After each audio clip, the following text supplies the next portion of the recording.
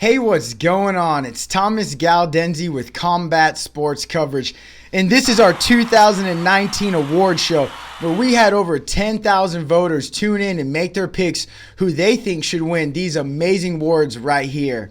I cannot thank you guys enough for tuning into our poll and picking your picks, and I know the fighters really appreciate it themselves. We had 4 categories, which were Fighter of the Year, Knockout of the Year, Promotion of the Year, and Fight of the Year. The only way you could qualify for these amazing awards is you had to be on our podcast, Combat Sports Coverage, or I had to be at your fight and cover your fight live. So now let's jump straight into it and see who won these bad boys. In our first category up, we will see 2019 Combat Sports Coverage Knockout of the Year, which featured so many spectacular knockouts. In third place, we have Antonio Wattel, where he pulls off this amazing walk-off KO. In second place, we got Glory Kickboxing champion Alex Pereira's with his devastating knockout. And in first place, we have Lion Fight Jake Lee Peacock with this spectacular head kick knockout. And joining me now is Combat Sports Coverage 2019 KO of the Year winner, Jake Lee Peacock. So Jake, tell me, how is it feeling to win such an amazing award, not just from us, but also from your promotion, Lion Fights? Yeah, I mean, it was great. It was a good year for me. I had my first pro fight in March, then signed with Lion Fight, had 2 fights, 2 finishes. All my fights have been finishes in my pro career, so 3-0.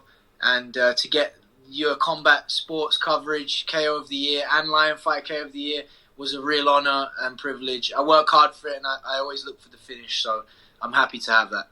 And I got to know, which KO are you more proud of? Is it the head kick knockout, which we gave you the credit for, or is it the one that Lion Fight gave you the credit for that I believe it was like a scissor switch knee, flying knee type knockout? Which one do you like better? I prefer the head kick knockout, to be honest, but the scissor knee one's all right too, isn't it? Definitely, yeah. They're definitely both spectacular knockouts. I definitely recommend everyone going out there and looking for those videos because they are some crazy knockouts. And then from you, like, which one did you notice more, like, maybe went more viral? Definitely the first one. Definitely that head kick knockout. My Lion Fight debut went very viral. Yeah, it was. I think on your video it got like 110,000 views, and I had a lot of response from it on social media. Yeah, definitely, it was one of our most viewed videos out there. So that's awesome. So thanks for that. And then looking back on your 2019, what was your proudest moment, maybe inside the ring or outside of the ring? Yeah, do you know what? There's just a lot of stuff I was going through leading up to my debut for Lion Fight. I wanted to make it a really good first impression, and I wanted to go out there and take out the competition, which we did. But there was a lot leading up to it, behind the scenes, some things going on that I had to work through, that I had to deal with. So mentally, it just made me stronger, and I really had to battle through a few things. So it was good. It was a good test for me. And what's your biggest goal heading into 2020? Biggest goal heading into 2020, take each fight as it comes. My next fight's in Dublin, Ireland. That's coming up March 8th. That's against a tough Irishman. I'll be prepared, and he'll be prepared as well. He's 4-0 all finishes. I'm 3-0 all finishes, so it'll be a good scrap. I don't like to look too far into the future because only God knows the future, but we've got big plans for this year. I've got 3 more fights on my Lion Fight contract, and I'm hoping that one of those will be the North American title fight. I'll be coming for that pretty soon here. And before I let you go, I definitely got to ask you about your next upcoming fight, March 8th, 2020 in Dublin. How excited are you to travel that far to Ireland? Yeah, really excited, and it's next door to my actual home, which is England, London. I was born and raised in London, so I've got lots of family and friends. I didn't know, but I've got about 40, 50 people actually coming over from Canada and London, and a few people in Ireland that are coming to support me, so I should have a good crowd there, actually. And I'm actually going to be going down there a little bit earlier to London, just for a week to finish off my camp and do a few things down there, and then I'll fly over to Dublin. But I'm very excited. It'll be a really good fight, good opponent, and we'll get to work. And should we be expecting another crazy knockout? Yeah, I'm always looking for the finish, so I'll do my best to get the finish. I'm always looking for the finish, so it's always there. And do you have any last words to any of your fans or followers? Massive thanks to everyone that voted for me for KO of the Year. Everyone that's supporting me, I got a lot of support. I get a lot of messages. That really helps me push on when things are a little tough. Like things get tough in camp and just in life in general. But I have great support from my wife, great support from my family, friends, my gym, and all my followers and fans. Big support from them. Great encouragement. So. Well, everyone needs to make sure to stay tuned to Jake Lee Peacock while he's getting ready for his upcoming fight, March 8th, because there's going to be fireworks written all over it. You know it. Thanks a lot, brother. In our second category up is Fighter of the Year, which featured so many talented fighters from UFC, Glory Kickboxing, Lion Fights, and many other promotions. This was also the most diverse category when it came to the voters. In third place, we saw Alfonso Lopez. And in second place, we saw Jake Lee Peacock. And in first place, we saw Nick Chasteen. And joining me now is Combat Sports Coverage 2019 Fighter of the Year and Glory Kickboxer Nick Chasteen. So Nick, tell me, how does it feel knowing that the voters were out there voting for you to win this award? You know what? I'm super thankful. I appreciate you guys. Your coverage is always on point. I'm always loving to do interviews with you after the fights. I wish I could be right there with you right now doing this interview. I kind of missed you in Vegas. I was supposed to be at the Lions fight show, but at least we're here now doing it. But super thankful to win 2019 Fight of the Year. I had a super big year of glory, 4-0 with 2 knockouts. So, I'm on a steamroll for sure. So I just want to see what 2020 brings because I'm ready to go. So I'm just kind of waiting for a phone call from Glory, just to get on the right path and get back at it. You know what I mean? I had a slow start to 2019. They booked me for plenty of shows towards the end. I'm hoping to get right back in the ring and not have to wait around anymore. So. And then looking back on your 2019, what was your most proudest moment in or outside of the ring? You know what?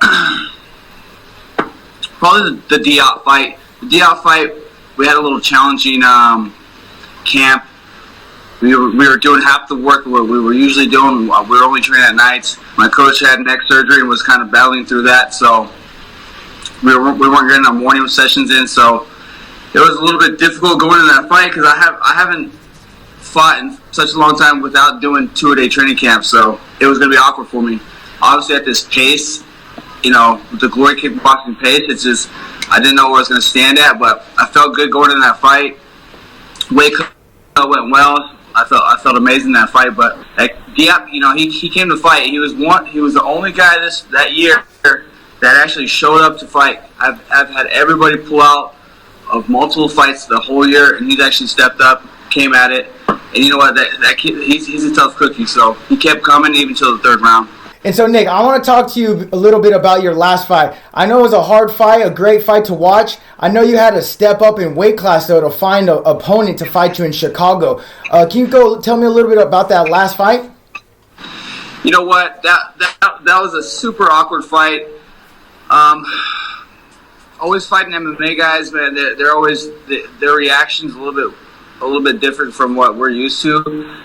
And you know what? Every MMA guy I've ever fought in a kickboxing match or Muay Thai fight, I've always been cut by a headbutt. And what do you know? The circumstances that night, I ended up got a big cut over the eye. I was lucky they didn't stop it in between rounds, but I saw the guy slowly fading. But it was kind of weird. I was fighting for the number 6 spot, like I mentioned before. That kid he no-showed, so I got a last-minute opponent switch, so the guy didn't want to do 154. Obviously, it was a week out. He didn't want to cut the weight, so I stepped up and took the fight at 170, which is big for me. I'm a big 154. I'm probably one of the biggest 154 guys on the roster. So fighting at 170, I only had to cut a couple pounds, so I was like, what the hell, let's do it. But 170, those guys are coming down from 200 or 190, so it was different going into it. So I had to kind of fill it out, but you can't stand around. I was standing around and got headbutted, and that kind of it got me rolling. So I had to settle down, kind of calm my nerves, just regather myself, settle down, because I was antsy after that headbutt. I wanted to take his head off, but you can make mistakes rushing in or trying to go for the knockout. So I just kind of relaxed, paced myself, and then going from the second to third round, he decided not to get off the stool. So probably a better choice for him, because I was trying to end his night. Yeah, I remember watching that fight on TV. I wasn't lucky enough to be at that fight live, but I remember seeing that fight, and I thought it was first when you took the fight. I was like, dang, you're jumping up in so much in weight to take this fight. So I was like, man, he definitely has a lot of balls for that. And then seeing the fight and seeing your past fights, I could tell you were kind of throwing a little bit more intention in that fight. I thought it was a great fight to watch, honestly. And then looking forward to your 2020, what's your biggest goal you have set for the 2020? You know what? Of course, we're always pushing for bigger, better fights, better, talented fights. I can't stand it when guys, they're not even ranked fighters and they're asking for to fight the champ or the number one spot, and they're not doing anything to deserve that spot. So I'm not going to go out and start calling out the champ. Like I said before, I want everybody one by one down the line them up. I'm ready. So I'm always ready. I'm always training. I'm always staying busy. I just opened a new gym in North Scottsdale. So me and my coach Bob Carmel opened Golden Era Muay Thai. It's on a steamroll right now. So we're ready to jump on it. Everything's just coming together. You know what I mean? The end of 2019 was huge. 2020 we expect even bigger things.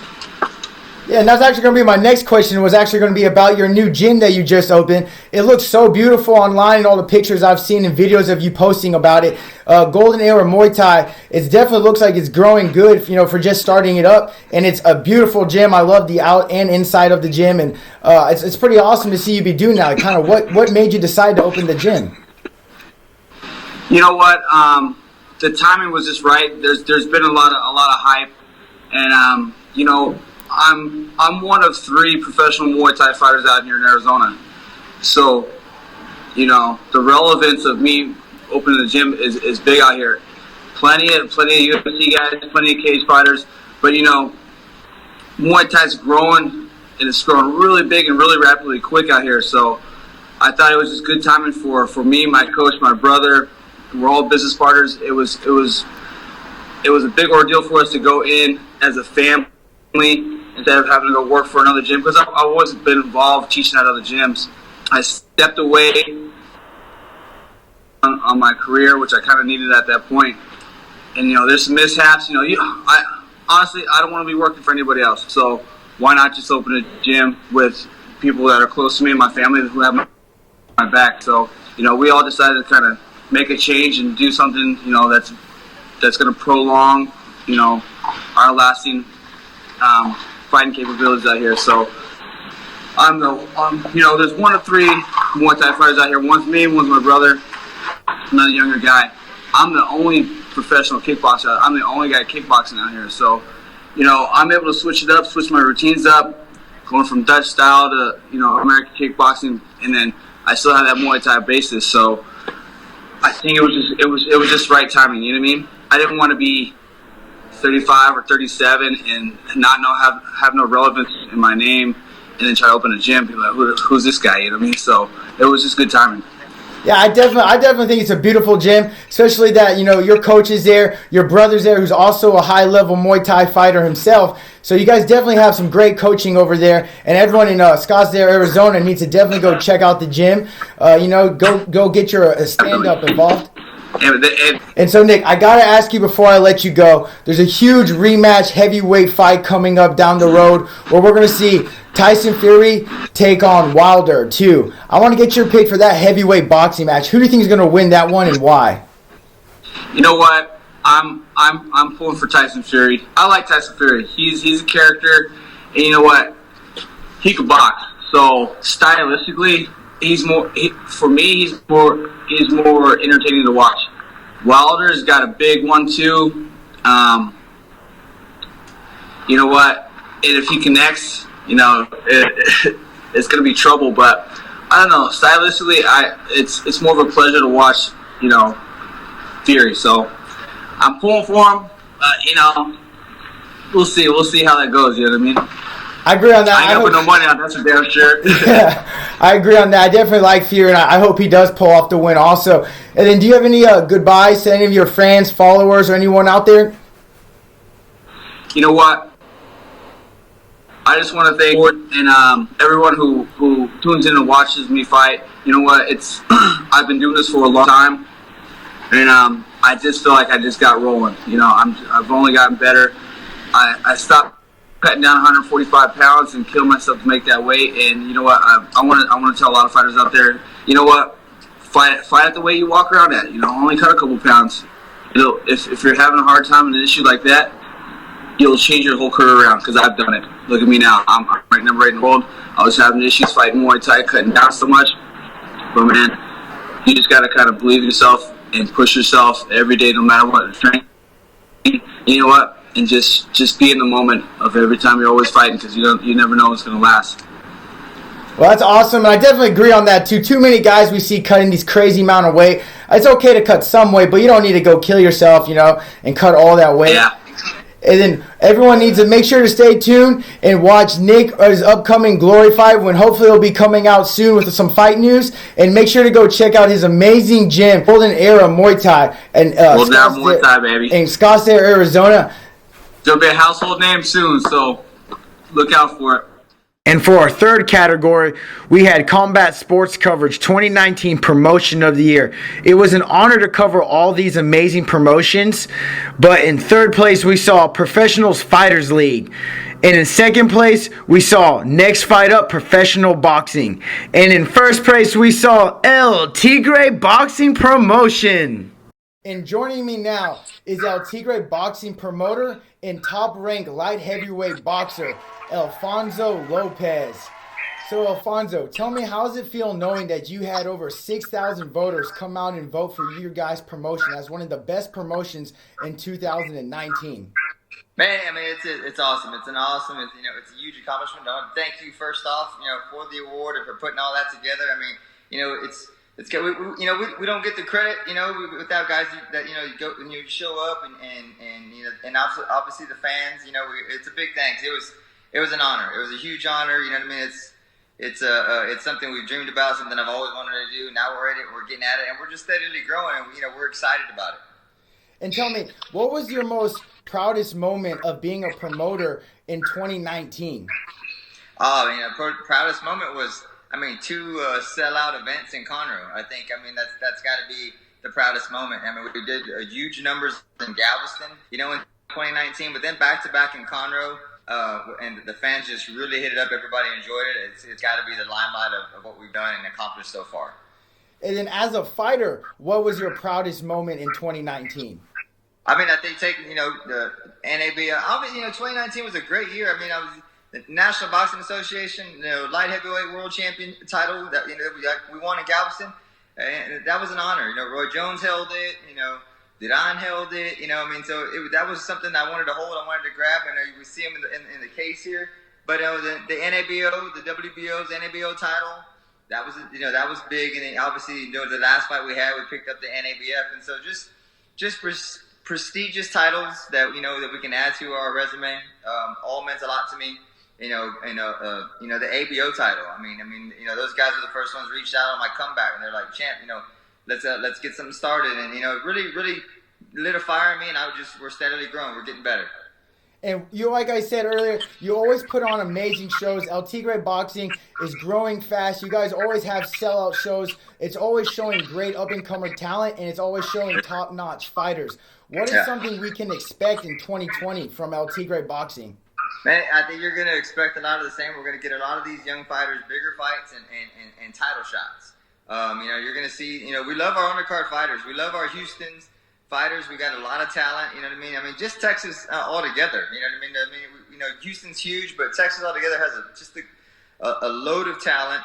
We're excited to display that talent to the fans. We want to get those faces out there. We want people to know who they are. We want to get them opportunities that, that they're chasing. And we just want to be, that level of promoter that's pushing these guys, putting them in events where there's lots of people, there's lots of noise, there's cameras, there's interviews that they got to deal with. It's live streamed, it's live, and they got to perform, and that's what people want, and that's what the fans love. And so it's just an exciting time. You're going to expect bigger and better El Tigre fights from Galveston to Conroe to Houston. We plan to just spread the love. And are you guys looking at different locations too, not just so much in like the Conroe and area? It looks like you guys are expanding. We are. Actually, in March we're going to hit up Channelview. We're going to be at the Herrera's nightclub there in Channelview. They usually do concerts and things. So we're going to set up the ring in the middle of the dance floor. It's double level. It's going to be a little bit different. You know what I mean? But I think we can make it work. We're not going to shy away from any venue. We're going to try to reach as many people that enjoy boxing, that are going to see great events, that don't get the opportunity to, we just want to reach as many people as we can, and we want to show the fighters, we want to display their skills to all those fans that don't get to see it on an everyday basis. And then in 2020, as a fighter, what is something you're looking to accomplish?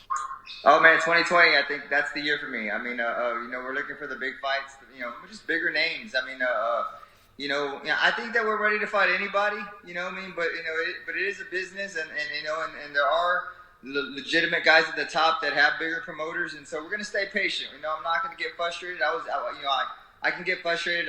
We can, you want the big names, you want the big fights, but we know our time will come. So we hope by the end of the year we're fighting for a world title, and I think as long as we keep climbing the ranks and pushing ourselves in the ring with what we can do and what we can display ourselves here in just Texas. But we're not afraid to go anywhere. I'm going to go to the United Kingdom, and I'm going to go train up there for a couple weeks in February. But we're not afraid to go there or Germany or wherever. So we're just excited for any big opportunity. And it recently came out that you are currently number 10th ranked light heavyweight boxer in the world. How big of accomplishment is that to you, knowing that you are the top 10 best boxer at light heavyweight in the world? Kind of surreal, honestly. I mean, my son was like, "That's like 10 in the world," and I was like, "Yeah, I kind of like 10 in the world," But everybody, it was my first time being in the top 10. It's just an exciting feeling, but it also gives you that drive that you want to keep pushing to the top. So we're not satisfied. We're not happy. We're going to enjoy the moment. Don't get me wrong. But we're going to work harder, and we're going to try to get to that top spot. I think that's crazy. You're a top-notch promoter, and you're also a top-notch boxer. What would you say maybe is which one's harder? I think the promoting side can be pretty tough. I mean, it's just a lot of business, there's a lot of details, but I honestly have a great team. Chris and Felix doing a tremendous job. Their wives are in on helping us with all the little details, and I really can lean on them and depend on them to get the job done in tough spots. But it takes a lot of work, honestly. It's a lot of back and forth. It's a lot of day-to-day phone calls. It's reaching out to sponsors and setting up meetings. But sometimes when I love it that last month comes, because I just get to go to the gym. They don't really bother me as much. So I really look forward to that last month. I'm like, man, it's just training. It's a daily schedule, and I know what I got to do. But promoting can be pretty tough. It's hands down pretty rough. And before I let you go, I definitely got to get your picks for this upcoming rematch between Wilder versus Fury 2. Who do you think will win that and why? I still like Fury to win the fight. I'm a big Wilder fan. Don't get me wrong. I love the right hand. But if he's just going to depend on it, like he kind of did with Ortiz, I think he won't see that, that level of success with that right hand with Fury. I think Fury's going to kind of take it away. He's not going to make the same mistake he made the last time. And I think he'll fight, a little more discipline to prove a point. I like Fury to probably win that rematch. I like that pick, and I got to agree. And do you have any last words saying to your followers or fans out there? To all the followers, all the fans, all the reporters, everybody, just a big shout out, a big thank you. Thank you for this award. We're going to be out at the Harley-Davidson event this Saturday with a meet and greet a lot of our fighters. I'm going to have the award with me so we can get some pictures. And, just thank you. Big shout out. Stay tuned. Bigger things, better fights, and just good times. Well, everyone needs to make sure to stay tuned to El Tigre Boxing and make sure to check out their event March 14th, where you can see this top-notch boxing promotion put on great shows as they always do. And thank you again for giving me some of your time and always being there. Man, thank you very much. We appreciate all of the support. I hope y'all enjoyed our award show just as much as I did. And please hit that like and subscribe button below. And make sure to follow us on all your social media accounts. Well, until next time, my friends.